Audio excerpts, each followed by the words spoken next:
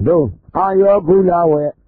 Yagado, Sia Dong, Bawadi Nidan, Yano, Sisa Libago, Madimi, Hayama Jedi, Hayalanda Jedonga, 80 Bago, Wamayan Landi, Abeni, Yindi, Abeni, who, Jan Jigarui, Yano, Sunga, Iajanti, Yandi, Alusanago, Miedo, Namadi Atomo, Lola Donin, Jizondo, 80 Bago, Wamia E, Ido Wamia Disido. Nai Lozanda di Alone, Madon so ledan, Alone Madedua ledan, Adon Nile, Madon ledan, Abanile, Mabiano ledan, Here upon night gedu, now upon night legan, now upon night gedu, here upon night legan, our upon night gedu, a tear upon night legan, tear upon night gedu, our upon night legan, near upon night gedu, near upon night legan, near upon night gedu, near upon night legan, here upon, now upon do night. Amadina Sile ni Ido Nijakin, Masido, Ponlindo Station, Young Sila, Sego, Bamia E, Midiago, Miyedo, Damadi, Sego, Miyedo, Damadi, Minago, Miyedo, Damadi, Atomu, Lola Donin, Jizondo, 80 Bago, Bamia E, Ido, Bamia Dusidonga, Idiadi, Alone, Madon Soladan, Alone, Madedra Ladan, Adonile, Majon Ladan, Abanile, Mabiano Ladan, see a phone I gedu, now a phone I legal, now a phone I gedu, see a phone I legal, our phone I gedu, a pair phone I legal, a pair phone I gedu, our phone I legal, me a phone I gedu, me a phone I legal, me a phone I gedu, me a phone I legal, see a phone, now a phone I, Madina Sile. He initiated Nasive, Ponlindo Station, Yan Sila, Sego, Guanya E, Yano, Yani Ido Layan, 80 Baleva do Ido, Guamia A, Zimbamiasa, Yulo A Gondi Sido, Nabiado, Nago Panjin and Jason E. Pay out T-Sile, and Yasidana E, and Yasilele, pay out T-Silana E, Zamadi, Tayale, Kogo, Mimi, a lure dime, kissing I Nano, Yani, Ido Layan, 80 Baleva do Guamia A, Zimbamiasa, Yulo A Gondi Sido, Adwa Konyan, Adwa Kindo, Kili Dama, Lomiado Aradabo Zane, Lomiado Aradabo Dinago, Naguba Naidin, Kodain, Tudonian, Biye, Yamabule, Yawi Nia E, Ido a Tian P. who may no more E, Batamado, bringing Saubadugu, they are going. See, Ayogulado, see, I don't really, Lower Dinidan, Hoga, Sianana, Yaza Tandu, Singai, Yaza Payago, Sukobi Lane. The Kudoni and I, Tiny Dido, Yazapaya, Izagabu Shawi, Yaya, Yazabiadi, Station Dido, Namagayasin, Yamabido, the good of him, Singado Mubudigo, Amayado Muba Ilahu Shawi, Ananda Station Dido, Namagayasin, Yamabido, the good him, Singabudigo, Namaya Ihu, Mainomu E, Sibia, Yazabiadi, Imabo Levadin Dido, Ruba Kayafin, Yamadido, Nagodo Fin, Ingado Mubudigo, Amayaba Ilahu, Shawi, Ananda, Mabo Levadin Dido, Ruba Kayafin, Yamadido, Nagodo Fin, Singabudigo, Namaya Ihu, Mainomu E, Sibia, Yazabiadi, Station Dido, Namagayafin, Yamadido, Nagodo Fin, Singayam. Sana Jindi Lagam, Imabo Luda Zindido, Ruda Gayafin, Yamadido, Nagodo Fin, Singado Mubudigo, Amaya Jindi Lagam, Ambo Siva Biza, Masibumye, Tiba Bizahu, Yawi, Hananamia Zabeadudi, Ambole Sigo E, Ambo Dianile, Yisongo E, Hananda, Nazabeadudi, Masibumye, Sigo E, Masibumye Kido, Teado Hile, Yisongo E, Hanana, Tia Kananya Zabeadi, Gogole, Say Night Dintai, Segule, Go Night Dintai, Sanado, Amadina Gulagao, Bobado, Amadina Gulagao, Go Night the Wednesday, Ni, Anana to a Gangafiai, Guladi Boile, Bobai, Boile, Nunya E Boile, အမှု၌ခံ၏ပို၍လေပြုတ်ပြုတ်ပြည့်ပြည့်တောက်ပါ၏အာနန္ဒဥပမာတော်ကတနေ့လုံးပူစီအပ်သောတန်တွေထဲသည်ပို၍လေပေါ့ပါ၏ပို၍လေလူညံ့၏ပို၍လေအမှု၌ခံ၏ပို၍လေပြုတ်ပြုတ်ပြည့်တောက်ပါ၏အာနန္ဒဤအတူပင်အကျင့်အခါ၌မြတ်စွာဘုရားသည်ကိုယ်ကိုလည်းစိတ်၌တင်ထား၏စိတ်ကိုလည်းကိုယ်၌တင်ထား၏သံသာသောအမတ်တင်ညာကိုလည်းကောင်းပေါ့ပါသောအမတ်တင်ညာကိုလည်းကောင်းကိုယ်၌တဝင်စီ၍နေ၏အာနန္ဒထိုကား၌မြတ်စွာဘုရား၏ကိုယ်တော်သည်ပို၍လည်းပေါ့ပါ၏ပို၍လည်းလူညံ့၏ပို၍လည်းအမှု၌ခံ၏ပို၍လည်းရိုးရိုးပြည့်တောက်ပါ၏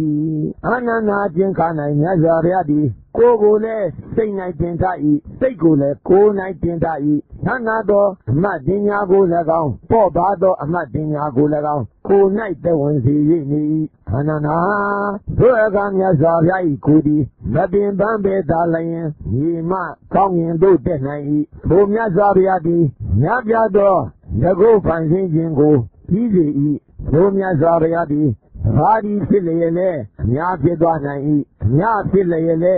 ဘာဒီဖြစ်လာနိုင်၏ဓမ္မပြည်တိုင်းအောင်လဲကိုယ်တော်ကိုမိအလိုအတိုင်းဖြစ်စေနိုင်၏အာနန္ဒပေါ်ပါသောလက်မှုဆိုင်သည်လည်းကောင်းဝါကွမ်းဆိုင်သည်လည်းကောင်းလေးဆောင်ယူအပ်သည်ရှိသောဝေတကူသာလျင်မြေမကောင်းငင်တို့တက်တဲ့ကဲ့သို့အာနန္ဒဤသူပင်သင်္ခါ၌မြတ်စွာဘုရားသည်ကိုယ်ကိုလည်းစိတ်၌တင်ထား၏စိတ်ကိုလည်းကိုယ်၌တင်ထား၏သံသာသောအမတ်တင်ညာကိုလည်းကောင်းပေါ်ပါသောအမတ်တင်ညာကိုလည်းကောင်းကိုယ်၌တဝင်စီ၍နေ၏အာနန္ဒထိုအခါမြတ်စွာဘုရား၏ကိုယ်တော်သည်မပင်ပန်းပဲသာလျင်မြေမကောင်းငင်တို့တက်နိုင်၏ထိုမြတ်စွာဘုရားသည်များပြသောငကုတ်ဖန်ဆင်းခြင်းကိုပြီးစေ၏ထိုမြတ်စွာဘုရားသည်သဘာတိဖြစ်လျက်အများဖြစ်သွားနိုင်၏အများဖြစ်လျက်လည်းသဘာတိဖြစ်လာနိုင်၏မြမပြီးတိုင်အောင်လဲကိုယ်တော်ကိုစိတ်အလိုအတိုင်းဖြစ်စေနိုင်၏ဟုမိန့်တော်မူ၏ဒုတိယတုတ်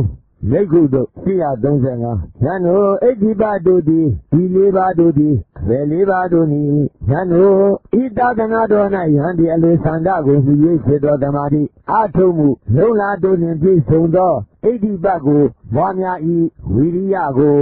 မြည်၍ဖြစ်သောသမာဓိစိတ်ကိုမြည်၍ဖြစ်သောသမာဓိပညာကိုမြည်၍ဖြစ်သောသမာဓိအထုံးမှုလုံလာတို့နှင့်ပြည့်စုံသောဣတိပကိုပွားများ၏ယဟန်တို့ဣတိပတို့သည်ဤလေးပါးတို့ပင်သည်ဉာဏ်တို့ဤဣတိပလေးပါးတို့ကိုပွားများခြင်းသင်္ကန်းများစွာပြုလုပ်ခြင်းကြောင့်အာတဝကုံတခြင်းအာတဝကင်းသောဒီလေးသားမှ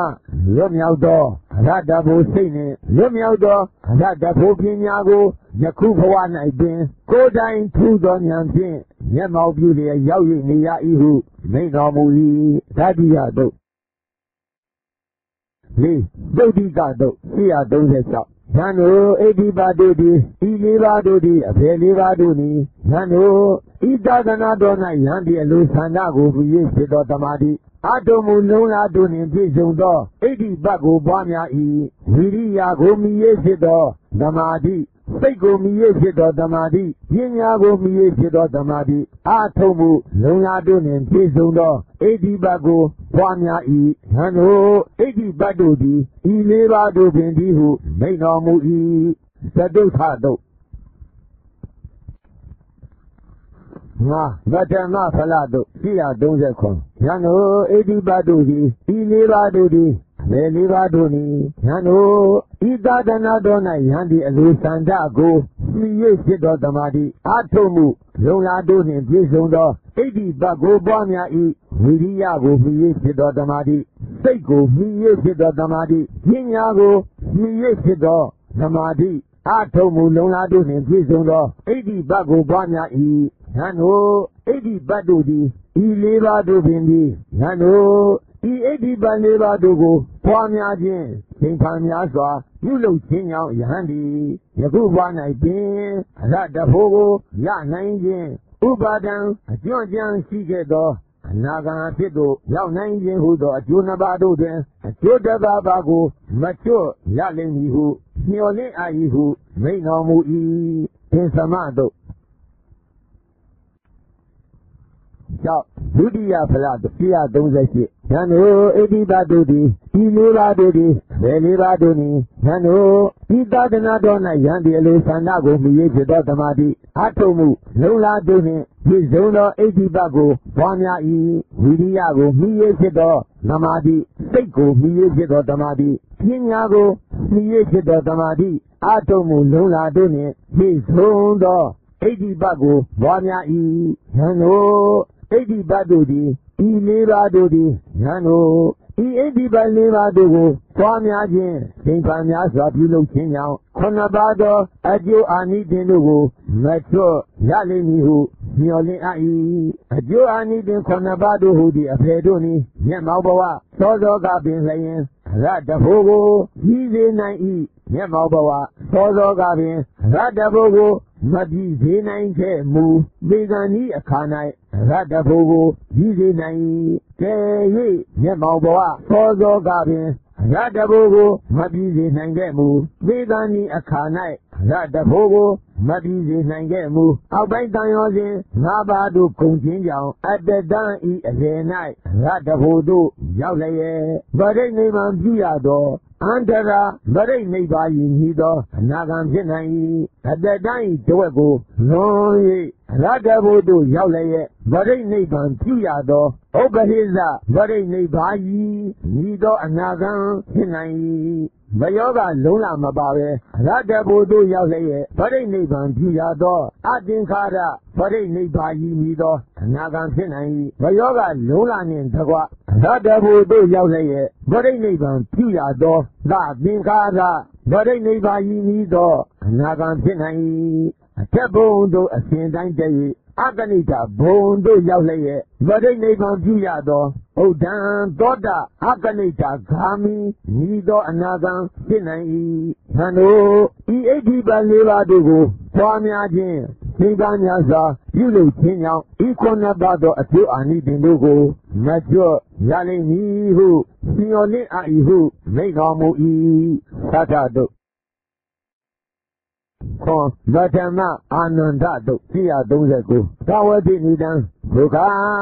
ရှင်အာနန္ဒသည်မြတ်စွာဘုရားထံသို့သင်္ကတိလျင်မြတ်စွာဘုရားကိုရှိခိုးလျက်တကူသောနေရာ၌ထိုင်နေပြီးသောမြတ်စွာဘုရားအားဤစကားကိုလျှောက်၏အရှင်ဘုရားဣတိဟူသည်အဘေဘာနိဣတိပဟူသည်အဘေဘာနိဣတိပပွားများခြင်းဟူသည်အဘေဘာနိဣတိပပွားများခြင်းသို့ရောက်ကြောင်းအကျင့်ဟူသည်အဘေဘာနိဟုလျှောက်၏အနန္ဒာဤသာသနာတော်၌ယံသည်များပြားသောတကူဖန်ဆင်းခြင်းကိုကြီးစေ၏တယောက်ထီးဖြစ်လျက်လည်းအများဖြစ်သွားနိုင်၏အများဖြစ်လျက်လည်းတယောက်ထီးဖြစ်လာနိုင်၏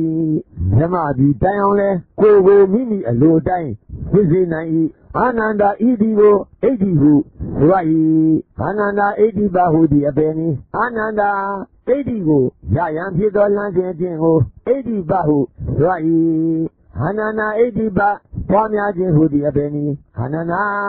ဤသာသနာတော်၌ယံသည်ဌာနကိုမြည်ဖြစ်သောသမာဓိအထုမှုလုံလာတို့နှင့်ပြည့်စုံသောဣတိပကိုပွားများ၏ဝိရိယကိုမြည်ဖြစ်သောသမာဓိစိတ်ကိုမြည်ဖြစ်သောသမာဓိပညာကိုမြည်ဖြစ်သောသမာဓိအထုမှုလုံလာတို့နှင့်ပြည့်စုံသောဣတိပကိုပွားများ၏အာနန္ဒာဤဒီကိုဣတိပပွားများခြင်းဟုဆို၏အာနန္ဒာဣတိပပွားများခြင်းသို့ရောက်ကြောင်းအခြင်းဟူသည်အဘယ်နည်းသင်္ဃာ7ပါးရှိသောဤအရိယမဲ့ပင်သည်ဤဒီကအဘယ်နည်းမှန်ကန်သောအမြင်ဓမ္မဒိဋ္ဌိမှန်ကန်သောတည်ကြည်မှုဓမ္မဓမ္မတိတို့သည်အာနန္ဒာဤအရိယမဲ့ကိုဣတိပပွားများခြင်းသို့ရောက်ကြောင်းအခြင်းကိုဆိုအပ်၏ကိုမိန့်တော်မူ၏ဗတ္တမတို့ဒုတိယအာနန္ဒတို့140တကူသောနေရာ၌ထိုင်နေသောအရှင်အာနန္ဒအားမြတ်စွာဘုရားသည်ဤစကားကိုမိန့်တော်မူ၏အာနန္ဒာ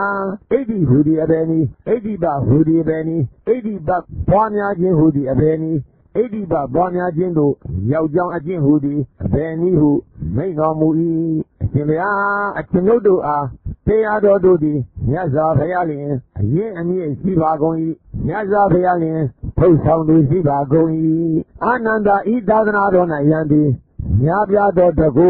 ဖ ဖန်ဆင်းခြင်းကိုပြီးစေ၏တယောက်တည်းဖြစ်လျက်လည်းအများဖြစ်သွားနိုင်၏အများဖြစ်လျက်လည်းတယောက်တည်းဖြစ်လာနိုင်၏မြမဒီတိုင်အောင်လဲကိုမိမိအလိုအတိုင်းဖြစ်စေနိုင်၏အာနန္ဒဤဒီကိုဣတိဟုဆို၏အာနန္ဒဣတိပဟူသည်အဘယ်နည်းအာနန္ဒဣတိကိုရယံဖြစ်သောဉာဏ်စဉ်အကျင့်ကိုဣတိပဟုဆို၏အာနန္ဒဣတိပဘာများခြင်းဟူသည်အဘယ်နည်းအာနန္ဒဤသာသနာတော်၌ယံတိအလိုဆန္ဒကိုမြည်ဖြစ်သောသမာဓိအာထုံမှုလုံလာတို့နှင့်ပြည့်စုံသောဣတိပကိုဘွားများ၏ဝိရိယကိုမြည်ဖြစ်သောသမာဓိစိတ်ကိုမြည်ဖြစ်သောသမာဓိဉာဏ်ကိုမြည်ဖြစ်သောသမာဓိအာထုံမှုလုံလာတို့နှင့်ပြည့်စုံသောဣတိပကိုဘွားများ၏အာနန္ဒဣတိကိုဣတိပဘွားများခြင်းဟုဆို၏အာနန္ဒဣတိပဘွားများခြင်းကိုရောက်ကြောင်းခြင်းဟုသည်အဘယ်နည်းအင်္ဂါ၈ပါးရှိသောဤအရိယာမေပင်သည်ဣတိကအဘယ်နည်းမှန်ကန်သောအမြင်သမာဓိဋ္ဌိမှန်ကန်သောတည်ခြင်းဟုဓမ္မဓမ္မာဓိဋ္ဌိသည်အာနန္ဒဤအရိယာမေကိုဣတိပပွားများခြင်းကိုရောက်ကြောင်းအခြင်းဟုဆိုအပ်၏ဟုမိန့်တော်မူ၏အထမတို့ကိုမတ္တမဘိက္ခုတို့441သောကမြတ်စွာဘုရားယံတို့သည်မြတ်စွာဘုရားထံသို့ချင်းကား၍မြတ်စွာဘုရားကိုจิตကိုကုန်လျက်တကူသောနေရာ၌တိုင်နေကုန်ပြီးသောမြတ်စွာဘုရားအားဒီစကားကိုလျှောက်ကုန်၏ရှင်ဘုရားဣတိဟူသည်အဘယ်ပါနည်းဣတိပဟူသည်အဘယ်ပါနည်းဣတိပဘွားများခြင်းဟူသည်အဘယ်ပါနည်းဣတိပဘွားများခြင်းတို့ရောက်ကြောင်းအကျင့်ဟူသည်အဘယ်ပါနည်းဟုလျှောက်ကုန်၏ညာတို့ဤသာသနာတော်၌ယံသည်များပြားသောငကိုးပန်ခြင်းကိုပြုစေ၏တယောက်တည်းဖြစ်လျက်လည်းအများဖြစ်သွားနိုင်၏အများဖြစ်လျက်လည်းတယောက်တည်းဖြစ်လာနိုင်၏မြမဒီတိုင်အောင်လည်းကိုမိမိအလိုတိုင်းဖြစ်စေနိုင်၏ညာတို့ဤဒီကိုဣတိဟုဆို၏ညာတို့ဣတိပဟူသည်ပဲနည်းညာတို့ဣတိကိုရယံဖြစ်သောဉာဏ်စဉ်အကျင့်ကိုဣတိပဟုဆို၏ညာတို့ဣတိပဘွားများခြင်းဟူသည်အဘယ်နည်းညာတို့ဤသာသနာတော်၌ယံသည်နေသန္တကိုမြည်ဖြစ်သောဓမ္မာတိအာထုံမှုလုံလာတို့နှင့်ပြည့်စုံသောဣတိပကိုဘွားများ၏ဝိရိယကိုမြည်ဖြစ်သောဓမ္မာတိစိတ်ကိုမြည်ဖြစ်သောဓမ္မာတိဉာဏ်ကိုမြည်ဖြစ်သောဓမ္မာတိအာထုံမှုလုံလာတို့ဖြင့်ပြည့်စုံသောဣတိပကိုဘွားများ၏ဉာဏ်တို့ဤဒီကိုဣတိပဘွားများခြင်းဟုဆို၏ဉာဏ်တို့ဣတိပဘွားများခြင်းတို့ရောက်ကြောင်းအခြင်းဟူသည်အဘယ်နည်းအင်္ဂါ၈ပါးရှိသောဤအရိယာမေပင်သည်ဣတိကအဘယ်နည်းမှန်ကန်သောအမြင်ဓမ္မဒိဋ္ဌိမှန်ကန်သောတည်ကြည်မှုဓမ္မဓမ္မာဓိတို့သည်ဉာဏ်တို့ဤအရိယာမေကိုဣတိပပွားများခြင်းတို့ရောက်ကြောင်းအခြင်းဟုဆို၏ဟုမိန့်တော်မူ၏နဝမတို့ဒုတိယဘိက္ခုတို့442သောကမြတ်စွာဘုရားယံတို့သည်မြတ်စွာဘုရားထံသို့ချင်းကာကုန်၍တကူတနေရာ၌ထိုင်နေကုန်ပြီးသောထိုယံတို့အားမြတ်စွာဘုရားသည်ဤစကားကိုမိန့်တော်မူ၏ယံတို့ဣတိဟူသည်ပဲနည်းဣတိပဟူသည်အဘယ်နည်းဣတိပဘွားများခြင်းဟူသည်အဘယ်နည်းဣတိပဘွားများခြင်းတို့ရောက်ကြောင်းအကျင့်ဟူသည်အဘယ်နည်းဟုမိန့်တော်မူ၏အရှင်ဘုရားကျွန်ုပ်တို့အားတရားတော်တို့သည်မြတ်စွာဘုရားလည်းယင်မြင့်မြတ်ရှိပါကုန်၏မြတ်စွာဘုရားလျင်ထုတ်ဆောင်လို့ရှိပါကုန်၏ဉာဏ်တို့ဣတိဟူသည်အဘယ်နည်းဉာဏ်တို့ဤသာသနာတော်၌ဉာဏ်သည်မြတ်ပြသောငကိုးဖန်ဆင်းခြင်းကိုရည်စေ၏တယောက်တည်းဖြစ်လျက်လည်းအများဖြစ်သွားနိုင်၏အများဖြစ်လျက်လည်းတယောက်တည်းဖြစ်လာနိုင်၏ဓမ္မဒီထိုင်အောင်လည်းကိုမိမိအလိုတိုင်းဖြစ်စေနိုင်၏ဉာဏ်တို့ဤဒီကိုဣတိဟုဆို၏ဉာဏ်တို့ဣတိပဟူသည်အဘယ်နည်းဉာဏ်တို့ဣတိကိုရယံဖြစ်သောဉာဏ်စဉ်အကျင့်ကိုဣတိပဟုဆို၏ဉာဏ်တို့ဣတိပဘွားများခြင်းဟူသည်အဘယ်နည်းဉာဏ်တို့ဤသာသနာတော်၌ယံသည်အလိုဆန္ဒကိုပြည့်ဖြစ်သောတမာတိအာထုံမှုလုံလာတို့နှင့်ပြည့်စုံသောဣတိပကိုဘွားများ၏ဝိရိယကိုပြည့်ဖြစ်သောဓမ္မာတိစိတ်ကိုပြည့်ဖြစ်သောဓမ္မာတိဉာဏ်ကိုပြည့်ဖြစ်သောဓမ္မာတိအာထုံမှုလုံလာတို့နှင့်ပြည့်စုံသောဣတိပကိုဘွားများ၏ဉာဏ်တို့ဤဒီကိုဣတိပဘွားများခြင်းဟုဆို၏ဉာဏ်တို့ဣတိပဘွားများခြင်းတို့ရောက်ကြောင်းအကျင့်ဟူသည်အဘယ်နည်းအင်္ဂါ၈ပါးရှိသောဤ Iria Mebini, Idiga Abeni, Mankando Amin Damaditi, Mankando Dibu, Damadama Didi, Nano, Iria Mego, Ediba Bamia Jindu, Zaljan Ajinhu, So Aihu, Mainomu, Dadamado. Pesedi, Mogalanado, Sia Lizedo. Soyagamia Zabia Diano Hano, Soya Bedu, Matin Gondani, Redia Dugo, Banyajin, Bambia Zabulu Pina, Mogalan, Nida Yandi, Ido the Goji Dani, Ido Anuba Jidani who, Nainomu, Sivia, Atinodo, Tea Dodinia Zabialin, Yemi Sivago, Nazabialin, Tosandu, Sivago, Hano, Ediba Lura Dugo, Banyajin. Bambia,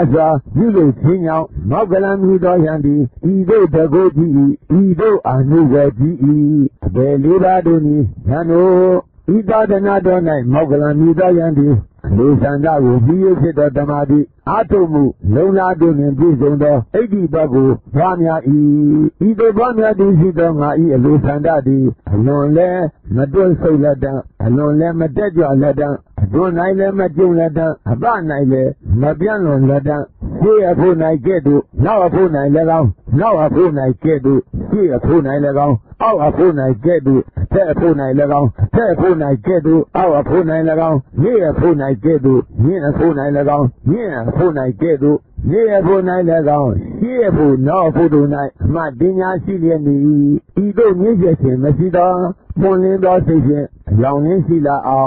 Sego Banya E, Vilia will be a Damadi, Sego Miyosida Damadi, Ninya will be a Damadi, Atomu, Lona Donin Bizondo, Edi Bago, Banya E, Ido Banya Desidonga Idinadi, non let Madon Solada, non let Madaja Leda, Donaile, Majon Leda, Abanaile, Mabiano Leda. Ido Music Masido, Pon Yingo Station, Yao, Yinsila Ao, Sego Bamia E, Hano, Ediba Lura Dugo, Bamia Jin, Singamia Sabilo Singao, Mogalan Nido, Yandi Ido Takoji, Ido Anubo G, Hano, Ediba Lura Dugo, Bamia Jin. Bambia Zabulu Singao, Mogalan Nido Yandi, Ido Nabiado, the Cope and Indian and Bizoi, pay out Dipilele, Yapidana, Yapilele, pay out Dipilana, Namadi Taonle, Ogo, Mimi Aludai, Sisina, Hano, Ediba Lura Duo, Bamia Jim, Singamiasa, Pulu Singao, Mogalan Nido Yandi, Adawa Kondafin, Adawa Kindo. Kili Dama Lumio the Sigi, Kili Dama, Lumio the Pinago, Yemau Guanabin, Kodai, Pudon Yanzin, Yemau Bule, Nauyinia Ihu, Mainomu, Ika Dadamado.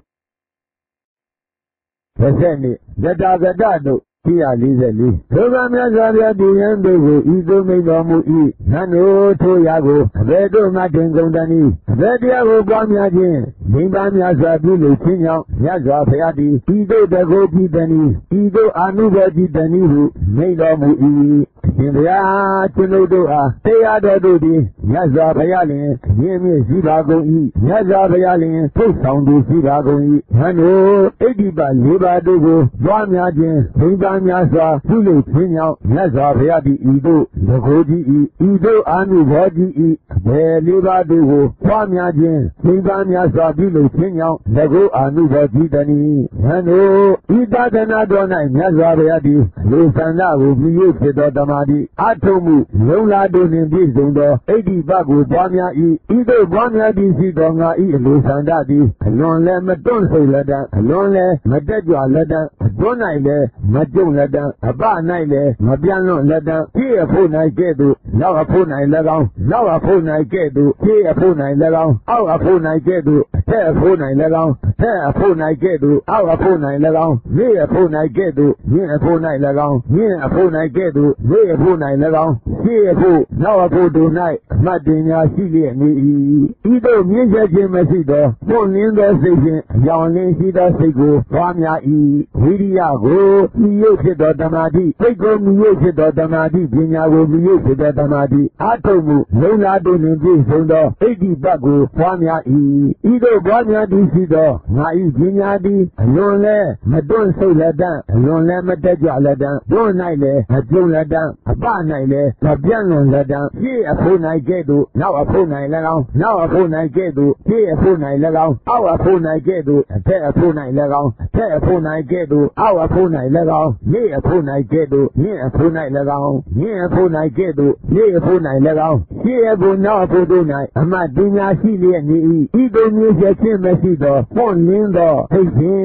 Young Linsila on, Fego, Famia E. Hano, Edi Banera Dogo, Pamiagen, Damiasa, Bilo Signal, Nazariadi, Ido Tagodi, Ido Anuadi, Hano, Edi Banera Dogo, Pamiagen, Damiasa, Bilo Signal, Nazariadi, Ido Nabiado, Tago, Tanzingo, Easy, Payouti Zilele, Nyakidana, Nyakilele, Payouti Zilana, Madi Bayonle, Kogo, Mimi, and Lower Time, Nai, Hano, Edi Banera Dogo, Mamiagen, Damiasa, Bilo Signal, Nazariadi, Adawa Kundasin, Adawa Kindo, Kili Dama Lomiado, Radaro Sine, Lomiado, Radaro Pinago, Yakuba Naidin, Kodain, Tudonian Tin, Tiye, Yamaugurie, Yawinia Ihu, Mino Mui, Paradamado, Bingin Zabado Gule, Sea Going, Tumumia, Ayobulawe,